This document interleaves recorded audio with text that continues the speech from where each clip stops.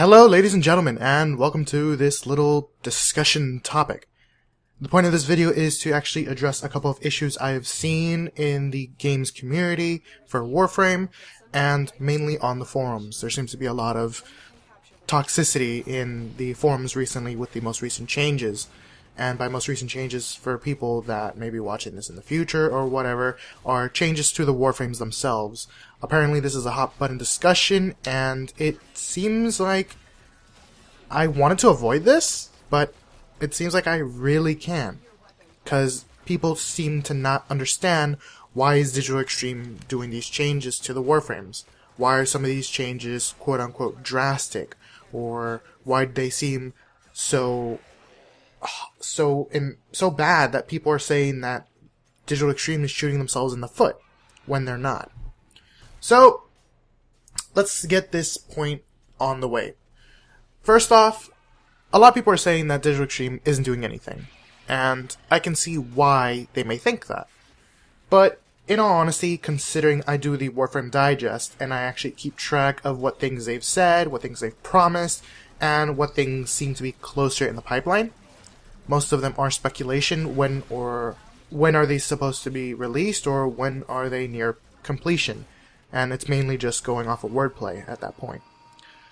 So, like I said, people are saying that Digital Extreme isn't doing their job. They seem to be on vacation. They're actually doing very lackluster updates. That some of these updates don't seem very supportive or useful to the game. I can see the concern, but that's pretty much very short-sighted.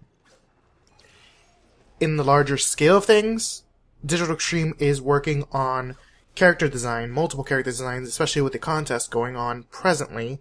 They're working on multiple weapons, especially from the weapons from the community challenge that was done a couple months back, considering they have 5 weapons that won. If I remember right, it was 5 or 4. Most likely 4. I'm gonna go with the least of the 2.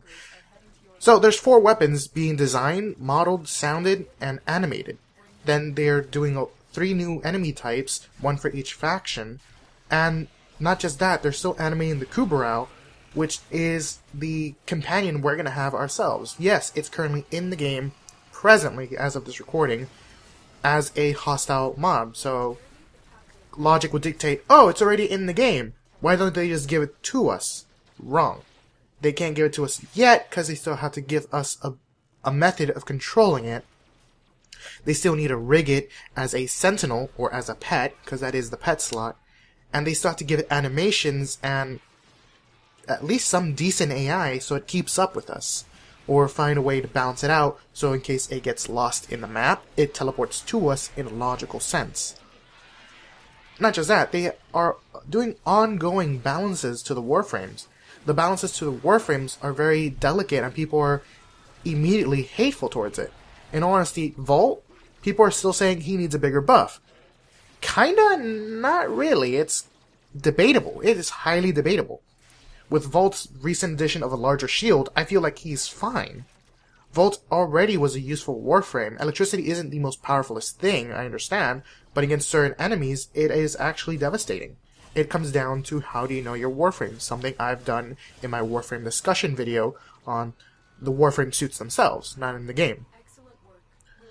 And it's absurd. People seem not to realize how much time, how much effort goes into game dev. That game dev isn't, well, game development. Let's actually use the full term.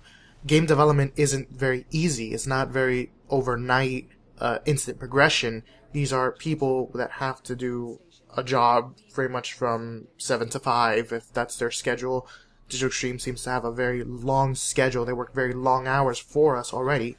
And that's mostly because Warframe is a passion project for them, and they're going out of their way to progressively improve the game with the community. The game is live. They have a responsibility to us and to themselves. They want to make the game that they've dreamed of, and they want to give us the game that we hope for.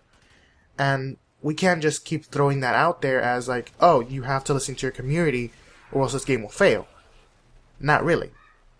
They do have to listen to the community to see how to improve the game, not how to make the game. The community is supportive in the improvement of the game, not in the development and design of the game. Its design and the long-term goal is down to the studio manager and the project lead.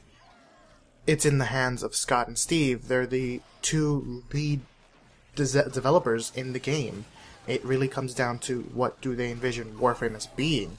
Then it comes down to the animation team, the sound team, the art team, and everyone else. But it comes down to pretty much the top of the top, which in this case seemed to be them. And progress is very long. It's very arduous. They have to get things right. They have to make sure it fits. They have to make sure it's balanced, that it makes sense, that it's reasonable. And that's not something you just do overnight. You don't necessarily see someone wake up in the morning and says, like, today I'm going to make a movie, and then make a feature-length film that is 2 hours long in one day. No, that takes months of time, months of recording, months of editing, months of reserving locations, and things like that. Yeah, I'm comparing it with a movie, and video games are necessarily the same thing. It takes time to actually see where things are going, plan things out to see how they go, make sure that things fit in line with other things, and it just has to make sense overall. So again, yes, I'm repeating this over and over again because it's a point I want to make. It's not something you do overnight. And the question of balance is very delicate, especially when it comes to weapons, and I'll make a follow-up video to talk about the whole entire balance model and why are things the way they are. I'll talk about balance in between the warframes and balance in between the weapons. It's going to be a very general analysis. It's not going to be very pinpoint specific, comparing every warframe to every warframe or every weapon to every weapon. I'm going to talk about impact, puncture, and slash. How do those three things correlate? What makes sense? Why are some weapons weaker than others in certain aspects? Because of the balancing. The scaling is one thing that's very game-breaking in the long run, but again, that's another subject. Immediately, I would look at the base values of weapons and the base values of most warframes pretty much at unranked mastery, or unranked ranking, so to say. So yeah, expect more videos in the future. This might be an actual common thing I do. I actually want to express my concerns, express my feelings about the game, and I might even throw out some healthy suggestions from other YouTubers and people in the community if they so desire or they want to collaborate in just expressing things to the general community as a whole. I'm a very minor voice in the Warframe community, but I'm a voice nonetheless, and like everyone else on the forums, I want to be heard, and I just want to see the best come out of this game. So, thanks for your time. Thanks for sitting here and sitting here and hearing me ramble for the last 7 or 8 minutes. Sorry, I'm still a drug from the dentist. I'm like a little out of it. So, see you guys in game. Have fun.